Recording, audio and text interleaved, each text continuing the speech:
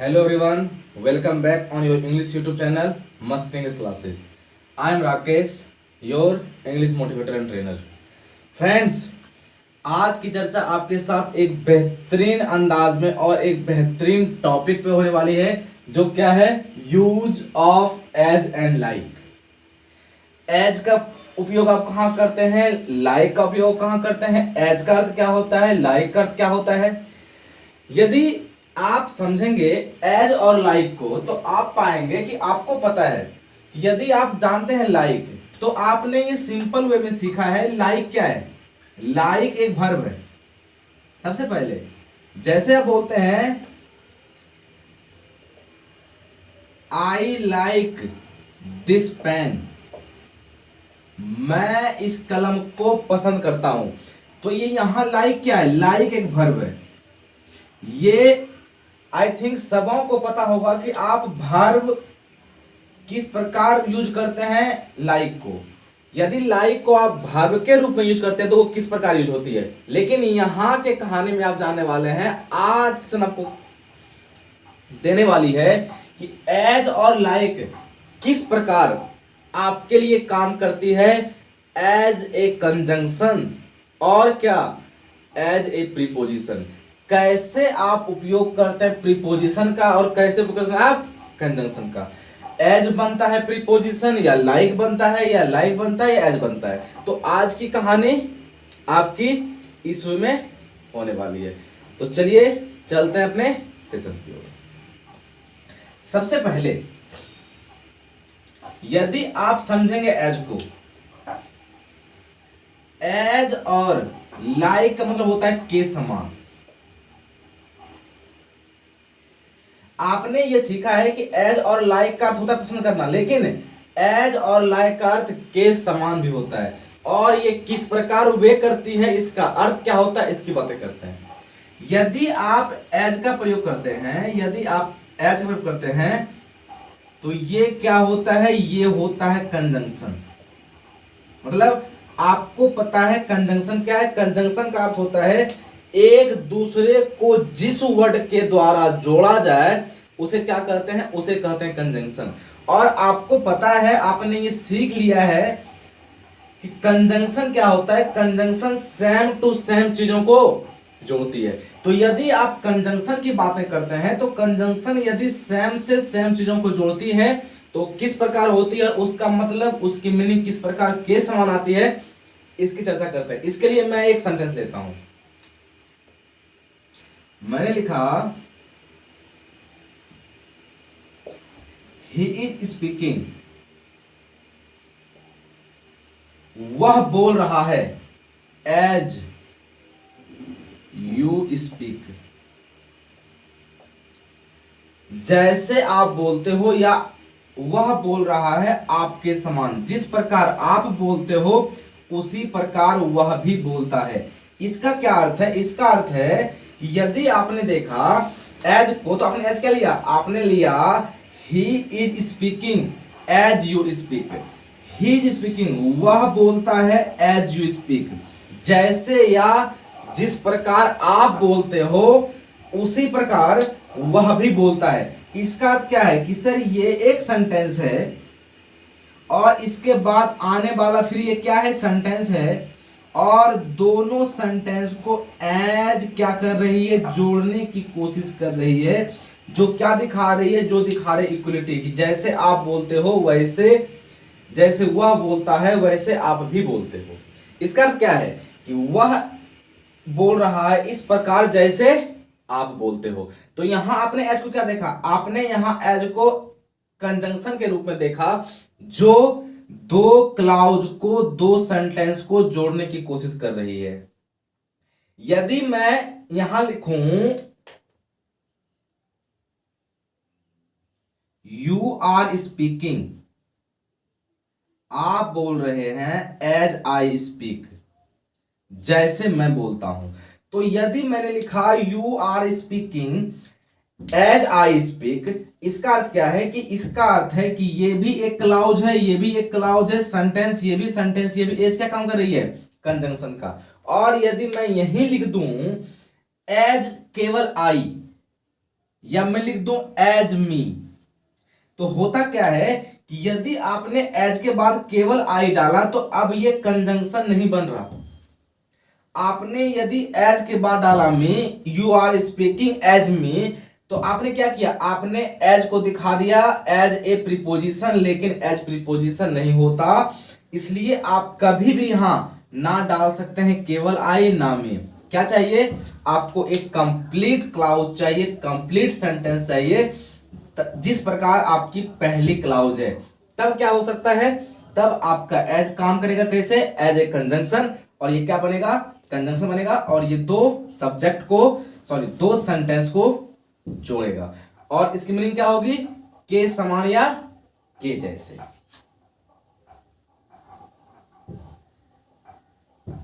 के जैसे।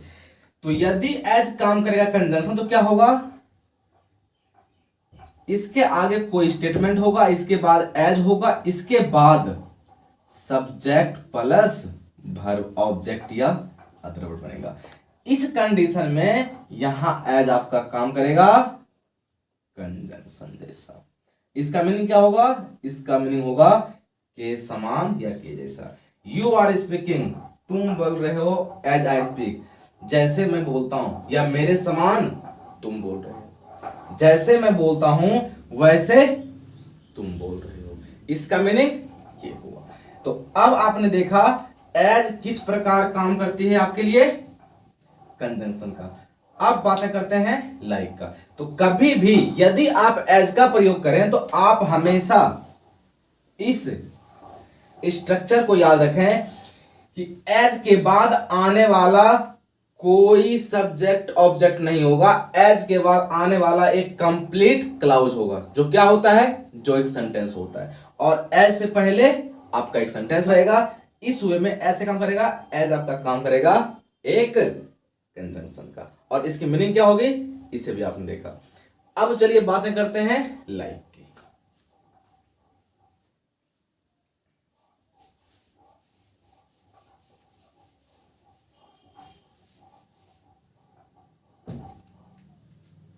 लाइक,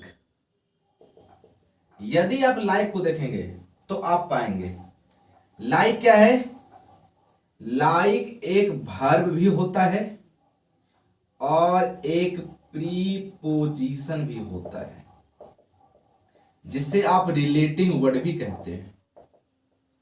क्योंकि आपने ये जाना है, आपको ये पता है कि प्रीपोजिशन एक दूसरे को रिलेट करने का काम करती है, इसलिए इसका नाम क्या पड़ा, इसका नाम पड़ा प्रीपोजिशन। तो आपने वर्ब को देख लिया, आई लाइक दिस मैंगो, मैं इस आम को पसंद करता हूं। आई लाइक दिस पेन, पसंद करता हूं किसको, एक कलम को। तो ये क्या है, एज ए वर्ब है। लेकिन आपको जानना क्या है, प्रीपोजिशन। जैसे मैंने बोला यू आर ए स्टूडेंट, आप एक स्टूडेंट हैं। लाइक मी या आई, बातें करते हैं। यदि आपने बोला ये कॉन्सेप्ट आपके प्रीपोजिशन का है, लेकिन यहां ये दोनों एज और लाइक एक दूसरे से संबंध दिखा रहे थे, इसमें अनेक स्टूडेंट कंफ्यूजन में रहते हैं, कंफ्यूज करते हैं, इसलिए मैंने एज और लाइक की बातें की आपके साथ। You are a student like me या लाइक आई। तो यदि आप देखेंगे पहले क्लाउज को, पहले से क्या है, आपका एक सेंटेंस है, आप एक विद्यार्थी हैं जैसे मैं। तो यदि लाइक को आप कर रहे हैं उपयोग प्रीपोजिशन के जैसे, तो हमेशा आप याद रखिए प्रीपोजिशन के बाद हमेशा क्या आता है, ऑब्जेक्टिव केस आता है। क्या आता है, नाउन आता है। तो हमेशा याद रखना है कि यदि आप प्रीपोजिशन के बाद डालने की कोशिश करें तो वो आता क्या है, वो आता है ऑब्जेक्टिव केस, सब्जेक्टिव केस नहीं आता। आई क्या है, आई आपका सब्जेक्ट है, लेकिन प्रीपोजिशन आपको पता है अपना ऑब्जेक्ट लेती है, तो ऑब्जेक्ट क्या होता है, ऑब्जेक्टिव केस में होता है, सब्जेक्टिव केस में नहीं होता। तो यदि किसी प्रीपोजिशन की बातें की जाए तो मैं इसकी बातें नहीं कर रहा हूं कि केवल लाइक प्रीपोजिशन, कोई भी प्रीपोजिशन हो उसके बाद हमेशा आप यदि उपयोग करें तो ऑब्जेक्टिव केस करें, उपयोग करें नाउन करें, यदि वर्ब की बातें हो तो आप करें V4 का उपयोग। इसके अलावे आप कोई भी वर्ब का उपयोग नहीं कर सकते, क्योंकि आपको पता है V4 नाउन बन सकती है। तो यदि बातें हो प्रीपोजिशन के बाद ऑब्जेक्टिव केस, प्रीपोजिशन के बाद नाउन, प्रीपोजिशन के बाद V4। तो यदि आप यहां देखेंगे यू आर ए स्टूडेंट, आप एक स्टूडेंट हैं लाइक मी, जैसे मैं हूं, तो आप यहां आई नहीं क्या डालिएगा, यहां आप डालिएगा मी। क्यों? ये होगा क्या, यहां होना चाहिए ये ऑब्जेक्टिव केस में। आप एक स्टूडेंट हैं जैसे मैं हूं, तो ये क्या हुआ आपका, ये हुआ आपका मी का अर्थ क्या हुआ, ऑब्जेक्टिव केस। जैसे आप अगले एग्जांपल को देखेंगे तो मैंने एग्जांपल लिखा,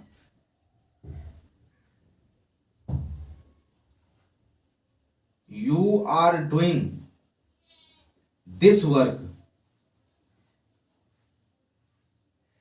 आप इस काम को कर रहे हैं,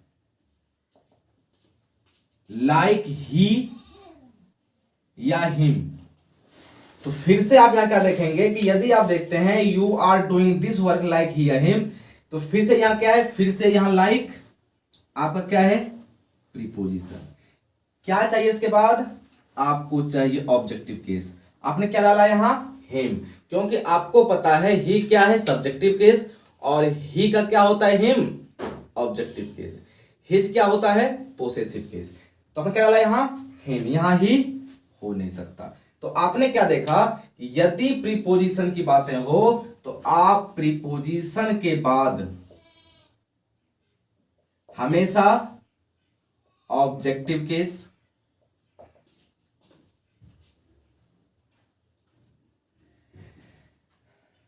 नाउन